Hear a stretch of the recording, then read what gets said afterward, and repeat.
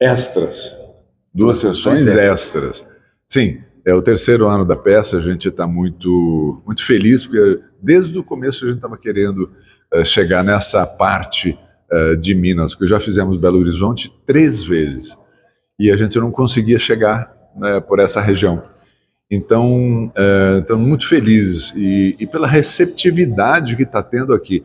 Nós abrimos 3 sessões, aliás, 2 sessões, sábado e domingo, mas abrimos uma extra no domingo e uma segunda extra, sábado agora, amanhã, às 17 horas, porque as 3 sessões outras lotaram e a gente está muito, muito feliz.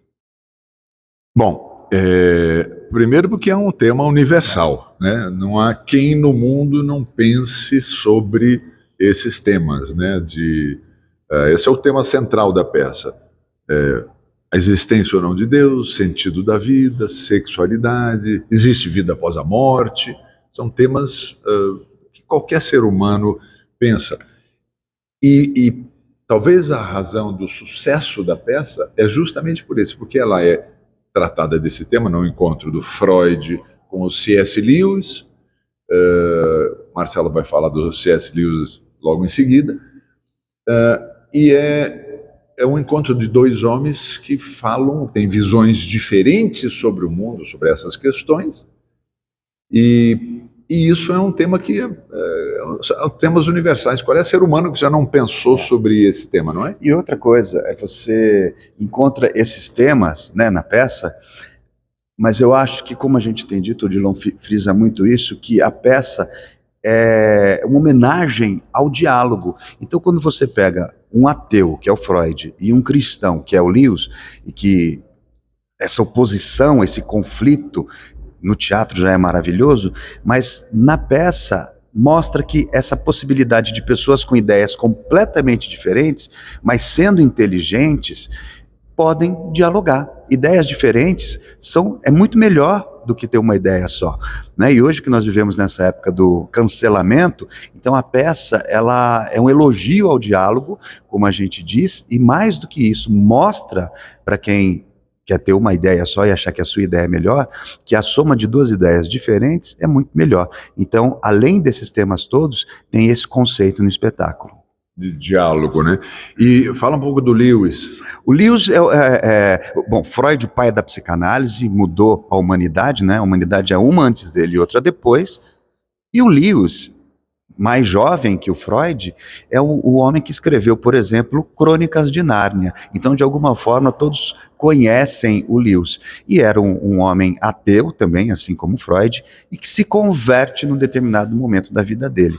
E aí o Freud fala, como assim um homem tão inteligente como ele se converte à fé, passa a acreditar em Deus? E aí chama o Lewis para uma conversa que aí...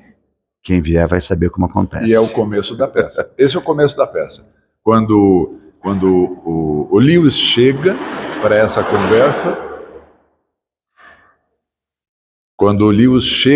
conversa, é a hora que a história começa.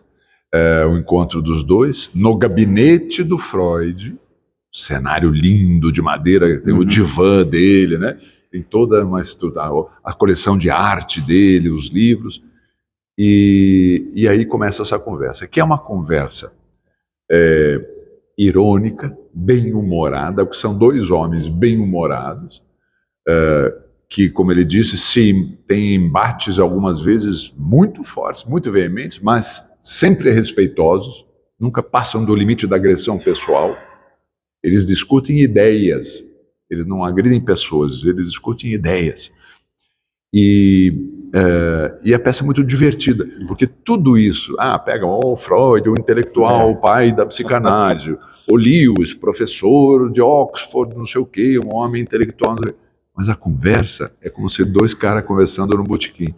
E a plateia, todo mundo entende. A plateia inteira é o terceiro convidado, né? Que Lewis, Freud conversando de forma super acessível e a plateia entende absolutamente tudo. Não tem nada na peça que é muito fechado, muito cabeção, não né? É aquela aula, coisa. Não é uma aula, Freud. Nada é didático, não tem. É bonito, é poético e é engraçado. E todo mundo sai transformado. Eu acabei de entrar no projeto, faz pouco tempo que eu estou no projeto.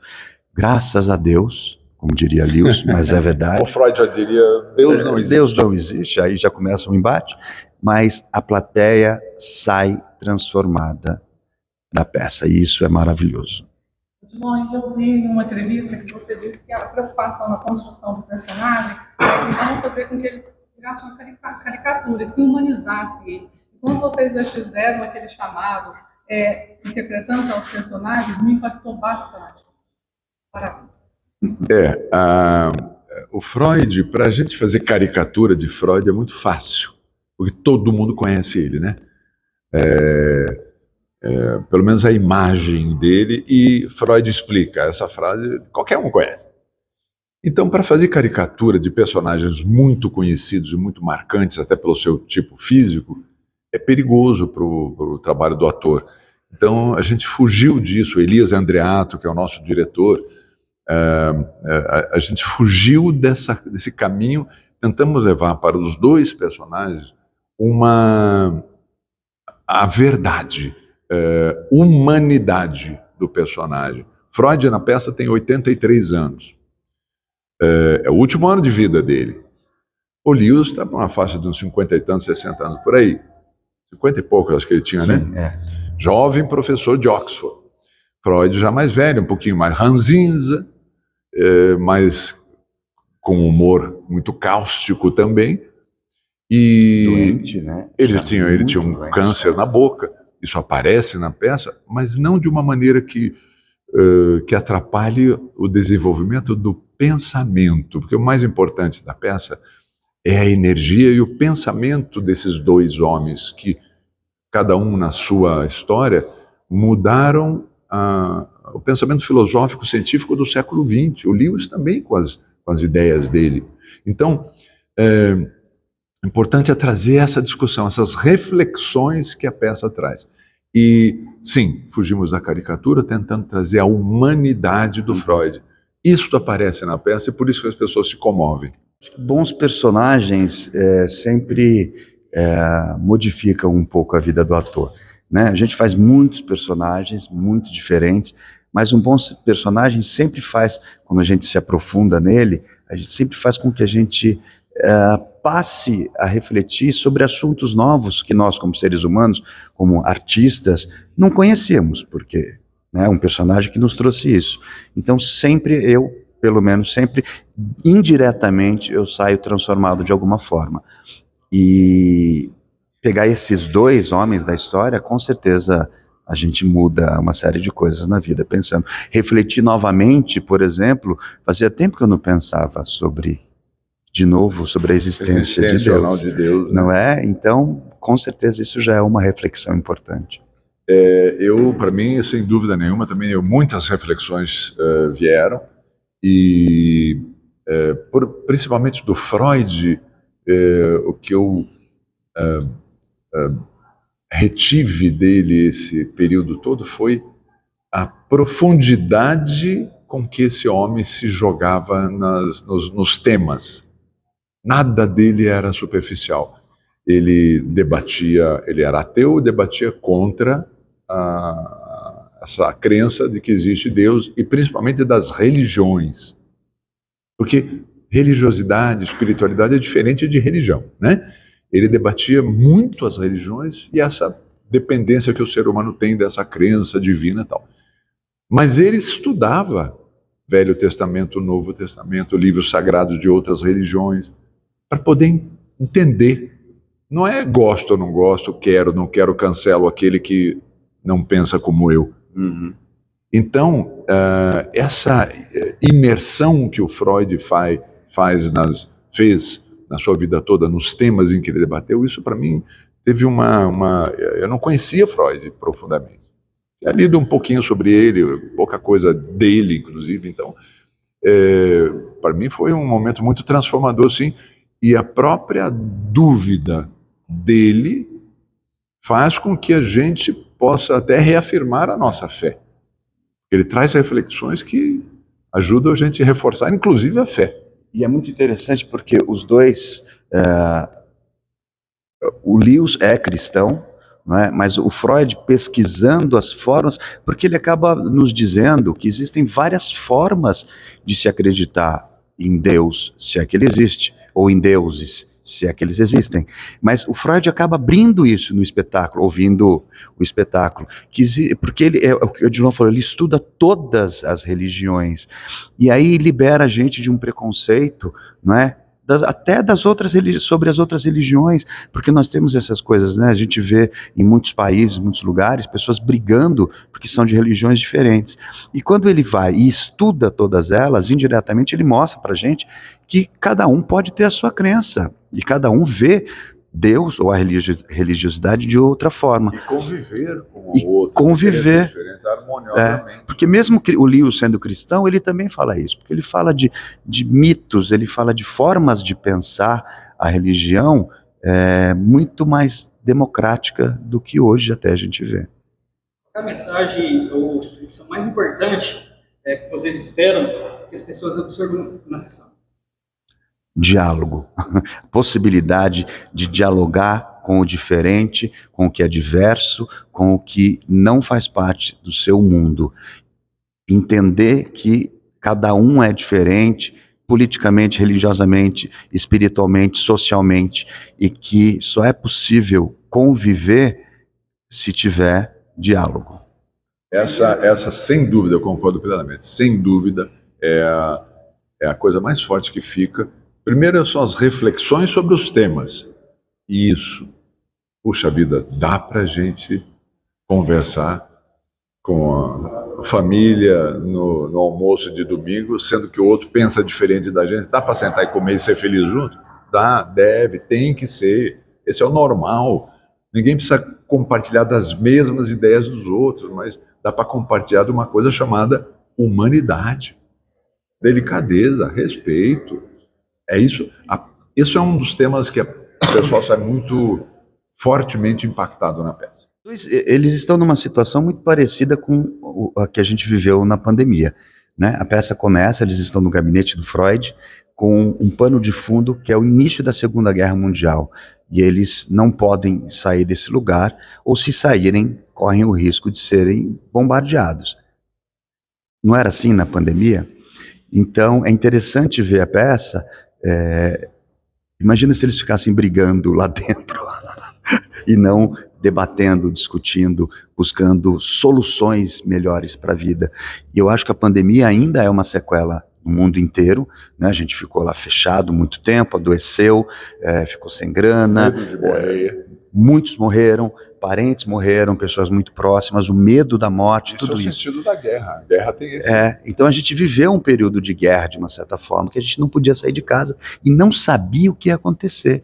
Então eu acho que nós ainda estamos nos transformando e buscando, encontrando respostas para o período pandêmico que a gente viveu. E fora que quando a gente começou a ensaiar a peça, comecei em 2022, estourou a guerra na Ucrânia. E a gente via o que acontecia, a gente ouvindo no rádio, sirene tocando, guerra, um país independente invadindo o outro. Segunda Guerra Mundial, é o que a gente está vivendo na peça. A gente falou, nossa senhora, parece que não mudou nada. E olha como a peça, infelizmente, nesse sentido, é atual. Quando eu comecei a ensaiar a peça, tinha começado o conflito em Israel e Palestina. Quer dizer, contra o Hamas, né? Então, 2 anos atrás, uma guerra. Agora, outra guerra. E o Freud e o Lewis, desculpe, falam assim, você não está vendo que, você não está ouvindo o rádio? Nada mudou. Em 39. A peça passa a ser 1939, que é o primeiro dia da começo oficial da guerra, Segunda Guerra Mundial. Invasão da Alemanha na Polônia. Sem dúvida nenhuma, eu acho que essa é uma das grandes reflexões que a peça traz. A dificuldade que o ser humano tem de conviver. Nós estamos falando, em última análise, a compreensão do universo e do mundo como ele é, né? Se o ser humano entendesse o universo que ele vive, ele não destruiria o seu planeta como a gente tem feito, né? Então, essa tua questão é levada para todas as outras questões da existência. Eu acho que o que coloca o Freud e o Lewis num ponto comum é que eram dois humanistas, duas pessoas que tinham ideias, não importa que sejam diferentes em determinados pontos, mas eles tinham muitos pontos de convergência, ou seja, do respeito ao ser humano. Eram dois homens que se dedicaram a entender a alma humana sob pontos de vista diferentes, para poder enfrentar essas questões filosóficas que você coloca aí. Então, sim, a peça traz uma reflexão e por isso que o aplauso do público no final é tão entusiasta, é tão assim, impressionantemente, tem uma vibração que impressiona a gente toda. A questão da psicanálise, trabalhar com hipnose, com várias coisas, até descobrir todo o caminho. O fato dele ser judeu no momento que o nazismo estava crescendo, tudo isso deixava ele de lado. Ele nunca conseguiu crescer na carreira acadêmica por esses preconceitos todos que tinham sobre ele. Então, para a gente escolher um espetáculo, a gente às vezes assiste esse espetáculo antes, ou em São Paulo, no Rio, ou em Belo Horizonte, né? E aí, caso a gente não assista, eu sempre acompanho, eu tenho muito relacionamento no eixo Rio-São Paulo, principalmente, com produtores, com artistas, então a gente acompanha o que eles estão realizando. E aí a gente vê a reação do público, se a peça foi um sucesso, a avaliação das críticas especializadas, né? A gente vai acompanhando tudo isso, aí eu colho também depoimentos de amigos, né? E aí quando eu vejo que a peça está dentro do nosso escopo de atuação, aí eu escolho e vejo a possibilidade dessa peça vir, né? É claro que às vezes eu me deparo com problemas, tem peças maravilhosas que eu queria trazer, e que aí o custo operacional é alto demais, como recente, eu queria trazer Elisa musical, já estava tudo certo, eles tinham interesse em vir e tudo, mas quando eu fui olhar, era um custo altíssimo, porque só de cenários eram 5 caminhões, no palco eram 60 pessoas, isso tudo onera muito custo e a gente não consegue às vezes, né? Com o tempo, com o avançar da programação e das parcerias, a gente talvez chegue nesse lugar, né, de conseguir bancar isso. De qualquer modo, existe um comprometimento da nossa parte de fazer com que sejam espetáculos que tenham uma consistência artística muito forte, né, que tenham apelo para trazer público, mas que também esteja dentro de um tipo de curadoria, quase uma curadoria que a gente faz, né? Então a gente tem esse comprometimento de oferecer coisas boas, até porque eu acho que tudo em Uberlândia ainda é muito embrionário, né? A gente está formando plateias, todo espetáculo tem gente que nunca foi ao teatro, né? E aí tem pessoas que fidelizam, que veem todas as peças, mas que começaram a partir dos espetáculos que a gente trouxe, né? Eu conheço pessoas que nos acompanham desde a adolescência e que hoje assistem todos os espetáculos, até dos grupos da cidade também, né? Porque se apaixonaram por teatro. Então, o nosso comprometimento passa por aí também, de fazer com que sejam espetáculos impactantes e que despertem nas pessoas o gosto pelo teatro. Entendeu? Isso se aplica também às empresas parceiras, patrocinadoras, os projetos sociais que a gente abraça com eles, para que eles percebam que isso é em prol do desenvolvimento cultural de Uberlândia, né? Então acho que a gente está plantando sementes que as futuras gerações vão colher, seja como espectadores, como público, ou como artistas, né? Assim, a gente está formando plateia para todo mundo, né? Não é só para os nossos eventos, né? Então isso é muito bacana e é o nosso compromisso com a cidade, né? Então Uberlândia na Rota das Culturas tem atingido essa premissa, né? Já são 3 décadas a gente trabalhando nessa área e agora a gente percebe que é um movimento crescente, porque a cidade cresceu e aí eu sempre digo que falta ainda um pouco o desenvolvimento cultural acompanhar o progresso acelerado da cidade, né? Então hoje, quando a gente traz em pleno feriado, competindo com viagens e com outros eventos, um espetáculo como A Última Sessão de Freud, e aí a gente prevê 2 apresentações e vamos realizar 4, porque houveram 2 sessões extras. A gente abriu uma sessão extra no domingo, ela lotou. E acabamos de abrir uma no sábado às 5 horas da tarde, que também já está com a venda acelerada. Ou seja, isso para a gente é muito gratificante, perceber que a cidade responde à nossa programação, que ela prestigia os nossos espetáculos e que ela valoriza o nosso trabalho, né? E assim também as empresas que são patrocinadoras, que elas são essenciais, as parceiras, apoiadoras também, né? Isso é muito bacana quando a gente vê que é um trabalho que tem sido valorizado muito e que existem cada vez mais pessoas dispostas a estar nessa empreitada conosco, né? Então é basicamente isso, né? A gente tenta colaborar com esse desenvolvimento cultural de Berlândia. Esperamos que outras pessoas também colaborem e que o poder público também. Hoje, com o Odilon Wagner, nós visitamos a obra do Teatro Grande Otelo, né? É muito legal saber que ele vai ressurgir, né? Então precisa ir, não vai ser suficiente, precisa de outros espaços também. Tomara que a iniciativa privada crie espaços de apresentação, que elas ergam teatros, porque o Berlândia já está de um tamanho que precisa de mais espaços. A demanda interna de grupos e artistas locais é grande, os produtores trazendo espetáculos e shows de fora também são muitos. Então, o Berlândia precisa acompanhar esse ritmo. Se está crescendo nas outras áreas, que cresça também na cultura. E a gente está querendo somar para que isso aconteça.